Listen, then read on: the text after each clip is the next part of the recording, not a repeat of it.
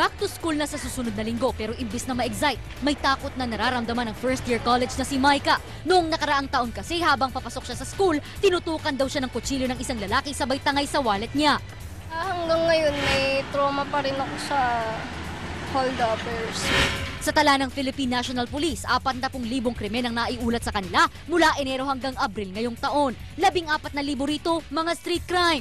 Ito yung mga klase ng krimen na normally nabibiktima yan yung mga estudyante. Kaya payo ng mga otoridad, di masamang matuto ng self-defense tactics ang mga kabataan. Sabi nga ng isang martial arts expert, may mga simpleng self-defense moves para makaligtas sa mga kawatan sa lansangan. 3 letters yun. A, P, tsaka E. A, avoid. P, prevent. E, escape. Heto ang ilang sample. Pag hinawakan ka ng ganito, gagamitin mo yung puwersa niya laban sa kanya. So, pwede mong sikuin siya sa kanyang sikmura. Tapos, saka ka na makakawala. At kung maaari may hawak kang ballpen, pwede mong atakihin ng malalambot ang parte ng kanyang katawan. Sa mata, sa leeg, o sa buka. Pero payo ng mga otoridad bago sumabak sa laban, tansyahin muna ang sitwasyon. Kung armado ang kalaban, umiwas at tumakbo na lang.